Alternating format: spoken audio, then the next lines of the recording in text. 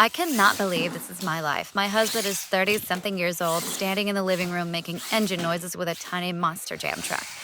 He's got these little ramps, crush cars, an entire setup where my coffee table used to be. Every 5 seconds, it's, babe, did you see that backflip? No, Chad, I didn't. I'm trying to watch my show while Gravedigger just launched over my decorative candles.